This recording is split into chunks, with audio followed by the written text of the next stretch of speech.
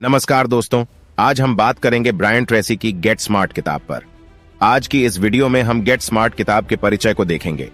इस बुक की complete series में हम देखेंगे कि कैसे इंसान के जीवन में हर एक बात और फैसले लेने में साइकोलॉजी के फैक्ट्स काम आते हैं। हम एक बात को भिन्न भिन्न तरीकों से अप्लाई करके उनके बीच के अंतर को समझेंगे। आप चैनल पर नए आए हो तो हमारे चैनल को सब्सक्राइब करें, लाइक करें, अपने विचार कॉमेंट करें। अगर वीडियो अच्छी लगे तो वीडियो को शेयर करना ना भूलें। वीडियो में ज्यादा टाइम ना लेके वीडियो को स्टार्ट करते हैं। आशा करता हूं कि आप वीडियो में कही बात अच्छे से समझेंगे। भावार्थ रॉबर्ट ब्राउनिंग कहते हैं, सत्य छिपा है हमारे भीतर। यह बाहरी वस्तु से नहीं होता उदय, आप भले ही जो भी सोचे।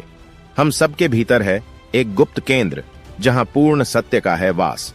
हमें इस बंदी आभा को मुक्त करने की बजाय ध्यान देना है कि प्रकाश को भीतर आने के लिए एक मार्ग दिया जा सके। हार्वर्ड के विलियम जेम्स लिखते हैं, मेरी पीढ़ी की सबसे महान क्रांति यही है कि लोग अपने मन की आंतरिक प्रवृत्तियों में बदलाव लाकर अपने जीवन के बाहरी पक्षों को बदल सकते हैं। आप और आपका मन असाधारण है। आपके पास 100 बिलियन मस्तक कोशिकाएं हैं, जिनमें से प्रत्येक नाड़ी और स्नायु से अन्य 20,000 मिलियन कोशिकाओं से जुड़ी है। इस तरह आपके द्वारा सोचे जाने वाले विचार की संख्या 100 बिलियन की 20,000वीं पावर के बराबर होगी। इसका अर्थ होगा कि मस्तिष्क विशेषज्ञ टोनी बुजान के अनुसार आप जिन विचारों को पैदा कर सकते हैं उनकी संख्या 1 की संख्या के साथ 0 के 8 पन्नों के बराबर होगी। संभावित विचारों की यह संख्या झांत ब्रह्मांड के सभी अणुओं से कहीं अधिक है। अब प्रश्न यह उठता है, आप इस शक्तिशाली मानसिक कंप्यूटर का प्रयोग किस तरह कर रहे हैं? आपके भीतर कोई भी लक्ष्य तय करने की मानसिक योग्यता है और आप जीवन में कुछ भी मनचाहा अर्जित कर सकते हैं।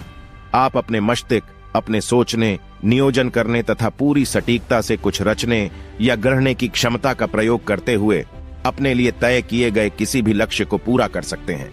आपका मानसिक सुपर कंप्यूटर इतना ताकतवर है कि आप 100 बार जन्म लेकर भी उसे पूरी क्षमता तक प्रयोग में नहीं ला सकते। जब मैं 21 वर्ष का था तो मैं यह सुनकर बहुत प्रभावित हुआ कि एक औसत आदमी अपनी मानसिक क्षमता का केवल 10% ही यूज कर पाता है। अधिकतर लोग के पास असीम मानसिक क्षमता होती है जिसका वे पूरी तरह से प्रयोग नहीं कर पाते। जाने क्यों? वे उसे किसी खास काम के लिए बचाकर रखना चाहते हैं। कल्पना करें कि आपके पास बैंक के खाते में $1 मिलियन जमा है जो नियमित तौर पर ब्याज के साथ ब्याज रहा है, पर आपने केवल $20,000 ही निकालें क्योंकि आपके पास बाकी पैसा निकालने के लिए कोड नहीं है। यह धन भी आपका था पर आप इसे पा नहीं सके। आपके पास वह सही खाता नंबर नहीं था जो आपको बाकी का पैसा भी दे सकता था। अधिकतर लोगों के साथ ऐसा ही है।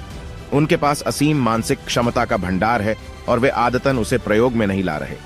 आगे आने वाले पन्नों में आप सादे, व्यवहारिक और प्रमाणित उपायों की ऐसी श्रृंखला पाएंगे जो आपकी सहज सोच, प्रतिभा और योग्यता को सामने लाने में सहायक होंगे। आप जो भी है, आपको उससे अधिक या अलग होने की आवश्यकता नहीं है। आप जो है, बस आपको वही बने रहना है और अपनी मौजूदा मानसिक शक्तियों को जागृत करना है। जीवन भी कॉम्बिनेशन वाले ताले की तरह है, बस इसमें नंबर थोड़े अधिक होते हैं। सारे कॉम्बिनेशन ताले एक जैसा काम करते हैं। आप पहले नंबर को घुमाते हैं, फिर दूसरे नंबर पर आते हैं और फिर तीसरे नंबर पर आते हैं, और अगर आपके पास सही नंबर होता है तो ताला खुल जाता है, भले ही वह साइकिल का ताला हो या किसी बड़ी बैंक की तिजोरी का ताला। कल्पना करें कि आपके पास सफलता के कोड को खोलने के लिए सारे नंबर तो है, पर एक नंबर कम है। उस एक नंबर के अभाव में आप डायल को हमेशा घुमाते रह जाएंगे, पर अपने दिमाग की तिजोरी में भरी संपत्ति का प्रयोग नहीं कर सकेंगे। पर अगर वह एक सही नंबर मिल जाए तो आपकी तिजोरी खुल जाएगी। तब आप अपने जीवन में असाधारण वस्तुओं को पा लेंगे। इस पुस्तक में ऐसे ही कुछ कॉम्बिनेशन दिए गए हैं जो आपको चिंतन के माध्यम बनेंगे और आपको जीवन में प्रगति के पथ पर आगे जाने में सहायक होंगे। कई बार आपका परिदृश्य यानी चीजों को देखने का एक खास ढंग ही आपके पथ की बाधा बन जाता है। पेंसिल्वेनिया विश्वविद्यालय के डॉ मार्टिन सेलिगमैन आपके विवरणात्मक शैली के बारे में बताते हुए कहते हैं कि यह आपका वह तरीका है जिससे आप अपने आगे चीजों की व्याख्या करते हैं। यह आशावाद तथा निराशावाद के अंतर की तरह सरल हो सकता है। गिलास आधा भरा हुआ या आधा खाली दिख सकता है। आशावादी हर हाल से कुछ अच्छा पाने की उम्मीद रखता है, जबकि निराशावादी हर हालात में अपने लिए समस्या की तलाश करता है। पश्चिमी विदूषक जोश बिलिंग के अनुसार ऐसा नहीं कि एक आदमी क्या जानता है कि उससे किससे ठेस लगती है, यह वह चीज है जो उस पता है पर सच नहीं है। अज्ञान कोई आनंद नहीं है। अगर आप किसी खास हालात के लिए सोचने के उचित साधन का प्रयोग नहीं कर पाते तो अक्सर यह आपके लिए विनाशक हो सकता है या फिर आप असफलता की ओर अग्रसर हो सकते हो। कई बार जब आप अपना दृष्टिकोण बदल देते हैं तो आपके लिए अलग तरह से सोचना, निर्णय लेना और अलग नतीजे पाना सरल हो जाता है।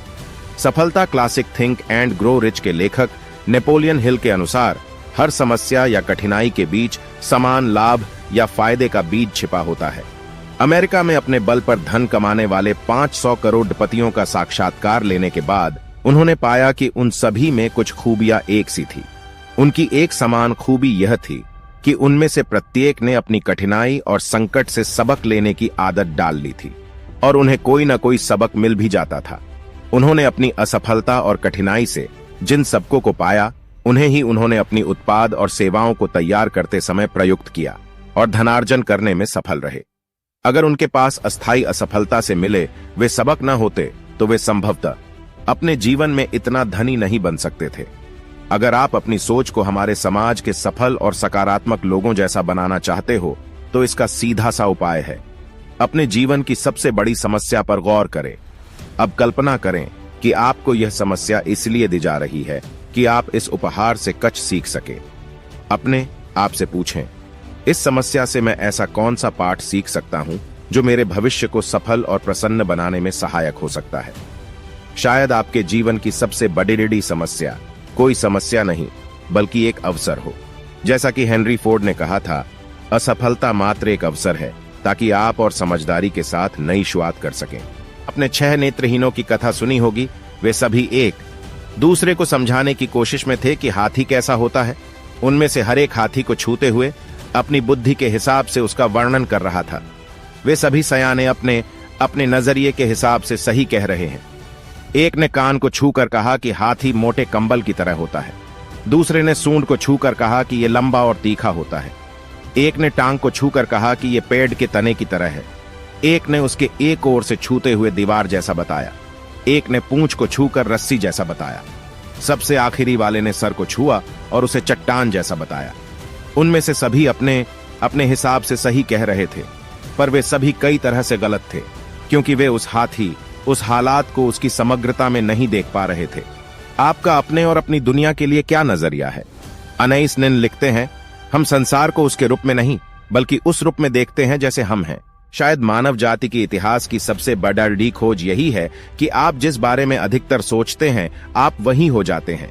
आपकी मान्यता सकारात्मक हो या नकारात्मक, लाभदायक हो या हानिकारक, यही तय करती है कि आप क्या और कैसे करते हैं। आप अधिकतर समय क्या सोचते हैं और आप उसके बारे में कैसे सोचते हैं। जैसा कि वेन डायर लिखते हैं, आप उस बात पर विश्वास नहीं करते जो आप देखते हैं, आप वही देखते हैं जिस पर आप पहले से विश्वास रखते हैं। जिम रॉन के शब्दों में, आपके पास जीवन में जो भी है उसे आपने अपनी ओर इसलिए आकर्षित किया क्योंकि आप स्वयं वैसे हैं। आप अपने जीवन को बदल सकते हैं क्योंकि आप अपनी सोच बदल सकते हैं। आप अपने आप को बदल सकते हैं। मेरी बेस्ट सेलिंग पुस्तक change your thinking change your life है और इसके शीर्षक का संदेश बिल्कुल सच है। जब आप सोचने की इन अलग शैलियों को सीखकर अपने जीवन पर लागू करेंगे तो आप भीतर से अपने अंदर आने वाले बदलाव को महसूस कर सकेंगे। कॉरेस्पांडेंस के नियम के अनुसार जो भीतर है वही बाहर है। आपका बाहरी जीवन आपके भीतरी जीवन का ही प्रतिबिंब होता है। जब आपके भीतरी जीवन में परिवर्तन आता है तो आपके बाहरी जीवन में भी इस नई सोच का प्रतिबिंब झलक उठता है। शेक्सपियर लिखते हैं, कुछ भी अच्छा या बुरा नहीं होता, हमारी सोच ही उसे वैसा बनाती है। आइए संसार के सफल और प्रसन्न आदमियों के काम करने के तरीके और चिंतन शैली को अपनाएं ताकि आप भी सफल आदमियों को मिलने वाले नतीजे और उनके जीवन में आने वाले पुरस्कारों को पा सकें।